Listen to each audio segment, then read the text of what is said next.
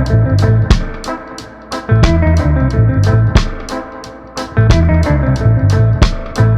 I say That's okay. anything may not be factual or so, if you guys know otherwise, you always let me know what it is. I love unfactual facts. Okay.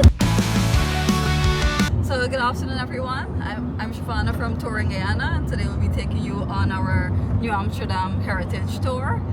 So this tour is part of the experience that we just had at the 99 Windows House. It starts from Georgetown, and it's mainly persons who are interested in history with a little bit of culture. So we'll come down from Georgetown, we'll stop at the silk cotton tree in the middle of the road, and we'll point out all the historic things as we're coming along, the difference as you're moving from the city to the countryside, how the landscape changes, even the traffic and the houses changes. And also we'll point out some of the Dutch architecture, that is the koken or sluices as we call them as well, the different types of farming as well as you'll see along the way. So all of that is happening as we leave from Georgetown. And we also stop for breakfast, usually Guyanese breakfast, egg ball, bacon, saltfish, and we also stop for local fruits along the way. As we get into New Amsterdam, that's where the history and so on starts, so I'll begin from there. New Amsterdam is named after Amsterdam in the Netherlands, and it was established after the 1763 slave rebellion. But before we get into New Amsterdam, I have to go a little bit back further in the history of Guyana. So Guyana was colonized firstly by the Dutch.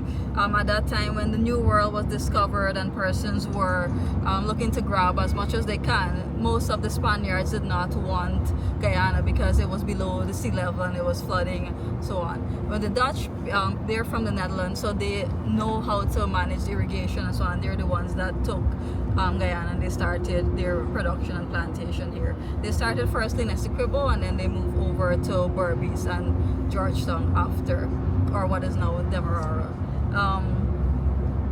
So they started further up the river again because the entire coast was mainly flooded and mainly swamplands.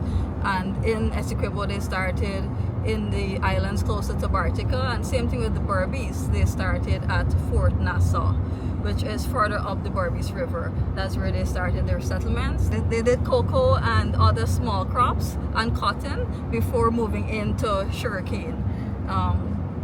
With the influx of the slave trade, they then started the sugar plantation. And they had several plantations along the Kanji River and the Berbice River, and those were blooming. At some point they had some hardships because the Netherlands is a small country with a small population, so they were trying to grab as much land. They didn't have as much people and soldiers in Berbice at the time, so they had different struggles in terms of food, enough food for persons, and struggle with diseases as well, malaria and other diseases that they brought with them too, that were affecting the plantations, and it was really hard.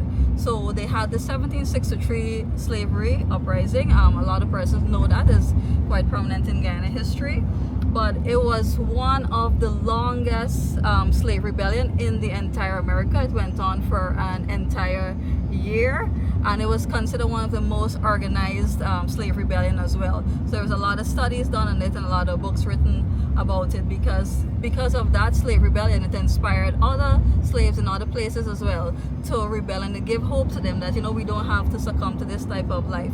We can fight for our benefits and fight for our rights. Alright, we're out of the bus. We're looking for the sign for the Winkel settlement. Somewhere in New Amsterdam. Somewhere on this road. Oh, okay. Well, we have a new fancier sign now, but this is the original old sign that was erected after the development of this village. And why it's significant is because the people of Winkel were once slaves who helped to build and develop New Amsterdam. The roads and all the buildings, they were carpenters and masons, and they were given their freedom before slavery was abolished because of their contribution towards the development of New Amsterdam. And even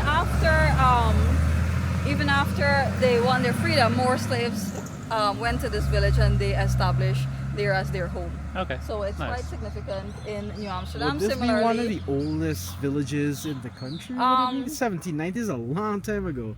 Well, it would be one of the oldest for slaves, but the first initial village is one we would have passed along the way called Victoria. Yeah. That is the first village that slaves bought after they won their freedom. But this area here, Winkle, was more allocated to them for free to live and develop because of their contribution towards the development of New Amsterdam. Nice, Cool. nice. So I guess we can Maybe some say history. it's a bit older than Then Victoria. yeah. So what do you guys prefer, the new Pepsi sign or the old classic sign? This one is a classic. It can't be the classic. I don't know, I do like a Pepsi though. Alright, well, somebody who I don't know who that is said that Pepsi's a big thing down here. You can't tell a Berbice about Coke. I don't know if you guys want to take a picture of this, but we have 3 Queenstown in Guyana, 1 in New Amsterdam, 1 in Georgetown, and 1 on the Essequibo coast. And all 3 of them have a church, which is similar. Some of them have been modified because, during the years and so on, they changed the style. But the one in the Essequibo coast is the most original one, or the one that has the original design. It's the replica of an upside down slave ship. So if you look at it from the roof is shaped like the bottom of the ship, and then the building of itself is shaped like how the ship used to be. It was initially built in Fort Nassau. It was one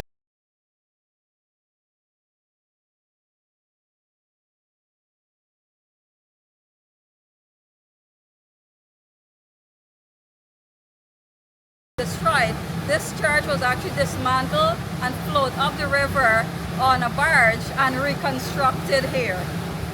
And this conference tree is where persons used to come in the evenings and gather and tell stories and do their prayers. Again, that's why they call it the congregation church. This is where persons were allowed to congregate. So before there is the St. Andrew's Kirk in Georgetown as well, which slaves were allowed to worship, but this one was originally built in Fort Nassau for slaves, and then after the rebellion it was sailed up the river and then reconstructed here. Alright, we're out the bus again, in the sun, collecting all sorts of things, including a sunburn. And we're checking out this church with this great stained glass. Alright guide, what are we doing? What's this called? To go ahead? Yeah. It's a Roman Catholic church, Church of Ascension. Yeah. Oh my No. god, that's stained glass. We don't But get the struck glass down. is very pretty. Oh, I have a jumbo sail, not a jumbo. I thought it was a jumpy seal. This boy, right? We're driving past. He sees a sign. Like, oh, watch a jumbie sail. No. Sorry, my eyesight isn't that good. Yeah, the stained glass is very pretty. Oh, wow. And they have the cross all the way up at the top as well. Yes. If you're into old architecture, Gothic architecture, the Victorian era, these buildings are. It's very cool. So guys, I didn't actually, wow, I'm looking very red. I didn't get the name of the church as we walked in, but I just want to show you how grand this place is. And we're in New Amsterdam, in Berbice, in Guyana. Let me get out of the shot and just show you. Jesus up there watching you. The stained glass, and so were they around since then, since the beginning, or these are? They were there, but we recently put them in again. Okay, so this is a yeah, this is a refurbishment. How It's long? on the same original design. Yeah, original, yes. Yeah. We got donations from our parishioners overseas, and we paid for the people coming from the United States, and they did it for Oh, us. so it's a redo. It's a redo. So this wasn't Yeah. always here. This was recently done. Well, No, they had it we had it before, Norman. but it Norman. started Norman. fading Before- and okay, yeah. cracking It's new up, glass. and New glass. It's new glass. But it had staying there the entire time. Always, it was never with us. He's a little slow. Yeah. So y'all are visiting, Yes, you're visiting New Amsterdam, and y'all from Georgetown. Georgetown. Okay. Is this the church you're telling us about that has the upside down? No, this is a that's different the one? one. The Oh. Queenstown one, the other one that you took. Gotcha. Still a nice roof. Yeah. But when the auntie asked, hey, where y'all from? She's really expecting a different answer than Georgetown. What are you gonna do? Oof. This is a must-see if you come to Amsterdam. When you come to Amsterdam, when you come Berbice. Look, let me show you right where it is. See this street? I have no idea what it's called. But you can see that store and that store, you know. You know you make it. In New Amsterdam. So when the president comes, here is where he will stay. Oh, nice. We are really speed running our way through New Amsterdam here, and this It's like really good other tourism sites. The I Heart New Amsterdam sign. Looking good. Yeah, so What? that's the magistrate court right there. Okay, I was about to ask. Where the trial went down. So this is the Magistrates Court of New Amsterdam. So if you get in trouble out here, you're going straight there. Well, you'll probably go to jail and then you can go straight to there. And actually, you know what I've noticed? That's yet another church. This place has more churches than McDonald's. Wait, not McDonald's. This place got enough churches by it. So that's the one. Went another one. There's 2 that we saw. I've seen 4 churches so far. Anyway, very holy place, I guess. Back in the bus. Oof. It's been fun, but it really just kind of like trying to get a water now. Norm, grab a water for me, please. This thing's spinning. Oh, it's not even a... It's a lift. It's okay. I'll have a water, please. Water, thank you. Alright, where to next? We have enough time, so can we spin it by the Rose Hall Estate? We're at Rose Hall Sugar Estate. Just doing another quick drive-by. Woo! I was told when you smell the smell, rum near, but... Woo! Smelled like something. Alright, so I don't know if you can see it there. Let's do a little zoomy zoom. That is the old sugar estate. Oh, that's a sugar factory there. And then sugar comes off the fields like so on these punts, on these little barges, loaded up, and these guys will take it all the way up to the factory. You know, sugar exists in a lot of things we consume these days, and I don't think there's enough documented about like where it comes from. And this is where sugar comes from. Fields like this one. It's one hell of a view. Last you went to Sugar Estate by? The other day, actually. Okay. Yeah. Okay. Good. So this half of the cane field here has been harvested. Still have some cane remaining there. And so these are punts. And each cane harvester, as we call them locally cane cutter, will be allocated a punt. And how much ever they cut, they fill that punt. The punts are all tied together, and in the past they would pull them with bulls, but now they have tractors that would be at the side of the dam and pull them and take them all the way up into the estate. As we go closer to the estate, you'll see that green structure there. Each will hook and it will weigh the punt. So based on how heavy the punt is, that is how much that cane harvester gets paid. Oh, wow. So to trick it, the guys would throw like heavy metals and so on, so they would get more weight. Because basically, if you choose to cut a handful or you cut a hole to fill your punt, that is how much you get paid, and that's how they calculate it. So yeah, so sometimes the factory workers would get held because in there when they dump it in to start washing it and crushing it, there are huge heavy metals in there that would damage their equipment in the factory. Oh my god. Can't be doing that. That's still a cane field out there, Demerara Gold, and boom, this one's just been harvested. The reason for all these canals, let me get some better lighting here, is 1, irrigation, but 2, transportation of the crop, because it's so much easier just to pull it by tractor or by bull back in the day, load it up onto the punts, onto the the pontoons, and then they get pulled towards the factory. So this waterway is for irrigation, but it's also for transportation of the product. The most efficient, simple way they could think of. So pretty genius when you think about it. So when I was a kid, right, I growing up around the sugar estate in Wales, my mom would always, in order to motivate me to take my education seriously, she would always say, when you get big, you're going to turn a sugar cane cutter, a sugar cane worker. That's where you want to turn sugar cane cutter, that's where you want to walk in the field in the hot sun. And well, yeah, you want to be a cane cutter, you want. So apparently back then, being a cane cutter was the worst thing you could have threatened a child to be, but it still is. I don't know, but I think these guys work hard. They deserve a little break, So it's hard work, You gotta put some respect on their name too. And also, I mean, they produce the good goods, right? Like we have. They don't do harvesting this hour. Actually, cane harvesting happens very early in the morning. Yeah, So the cane cutters have to be out at 4 o'clock to catch the truck that would pick them up and take them to the estate. And by 10 o'clock, they're back home. So Okay. they wouldn't be working in this hot sun. But it's still manual labor, right? And let me tell you, There's it's not a hot. risk of snake bites and all of that. Or even cutting yourself with a cutlass as well. Exactly. Yeah. It's a very high risk and I guess high reward job. I don't really know about high reward, but okay, back on the bus. Bye. Getting all my steps in, getting in and out of this bus. You can stay off the road safely at the side of the bridge, but the punts will come all the way here. That same green structure there with the things coming down, that would pick up each punt, they'll get the weight, and then they will record it. That's the weighing thing there, right? Yes. Yeah. Then it goes in and they would wash it, and then they will start crushing it, and It goes, the juice now will be used. They burn the bagasse to add back fuel to boil the cane juice.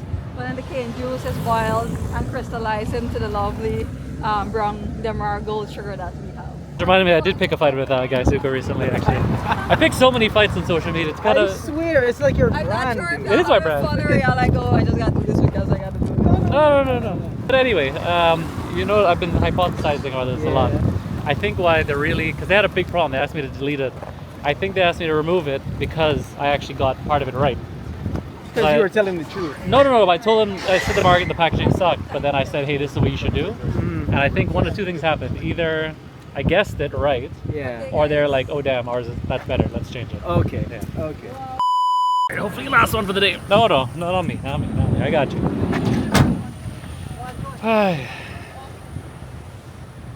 All right, guys, we are at the Indian Arrival Monument in, is this Palmyra? Yeah, Palmyra, Berbice. They got a big stadium over there. Although, I'm very pro-government, but I saw a video on TikTok the other day, and it don't look like they've made much work on this stadium. Progress? Yeah. Yeah, no. It's been at this state for a bit. Anyway. If you look closely, you can see the different clothing that the persons are wearing. Some men have a turban, some have a hat. The Muslim has the hat. I don't know the name of it, please forgive me. So with the turban, the lady in her sari, and then we have the worker with just his dhoti at the back. Not a cloud in the sky, which means the sun is burning me real bad, but it's not bad. Days like this, or things like this, make the sunburn worth it. Let's go out and see awesome things. Guys, if you've never seen the Indian Arrival Monument in Palmyra, in Berbice, How much? there we go. Very cool. Enslaved Africans came? During the period of indentureship, a little over 200,000 Indians were brought to Guyana from India. Norman was asking how many Africans But were brought, no record. but there was no record. Okay. Well, here, because Indians were well documented, Right. so if you know, like, your grandparents, Yeah. like what ship they came on or what year, you can actually go and you can find that in the National Archives Okay. and you would actually find information like who, if they came with any relative on the ship, like a lot of persons, that some females were pregnant when they came, like they escaped from in different situations that persons I were think in. at that point, after slavery would have been abolished and they started to go into the indentureship, that's when, like, I guess they spent more attention to record keeping. Correct. You know, so because the No, slave, but it was the- by contract as well. Yeah, So they had to exactly. do a contract. So if you had like a distinguished mark, Yeah. all of that was documented. Like who, Yeah. most of the females, they had to state the name of their father, or if they had a husband, if they were escaping from their husband, they were not allowed on the ship and stuff. So they had to. Some persons lied, of course, and make up all sorts of stories, because there is the stories go twofold. One where some women were trying to escape their situation by coming to work, and second where some persons fooled some women as well, telling them, oh, they were going to some place and they would have been like kings and queens as well, and they would have gotten good jobs, and fool them into coming on the ship. So there's not much information that we can find to actually decipher whether those were true or not, but it's twofold when we did further research into the type of people that came. All right, I've been assured this is the last stop. Monument behind me. And actually, to its credit, if you haven't been, you should probably come. It's one of those. Look, Guyana is at risk of actually having a half-decent tourism product in spots, and this is probably one of the better ones. And we've got Joe Vera Park being put together, and we've got, there's quite a few really good things. And there's a big Palmyra Stadium being built in the distance. And now we're gonna go and. Apparently, there's bathrooms here. So I know we're all skeptical about public bathrooms in Guyana. We're about to find out. I'll give you a first-hand tour of what this bad boy is going to look like, and hopefully it's not a bad boy at all. All right, where are we? Mayo, there we go. Oh, hello. Look, I'm not saying I'm surprised, but call it pleasantly surprised. All right, let me catch you back in like a minute. All right, we survived. Pretty hard to fault that bathroom. I mean, it's a bathroom. It was clean. It had soap, it had water, nothing to dry my hands, but also the sun is real hot today, so the sun is drying my hands. All right, guys, I just want to say thank you so much for liking, subscribing, following me on this journey. We just did a really quick, but I thought fairly factually interesting tour of New Amsterdam and then part of Greater Berbice. We're finishing up today at the Indian Arrival Monument. All right, guys, I'll see you for tomorrow's adventure. Okay, great, bye.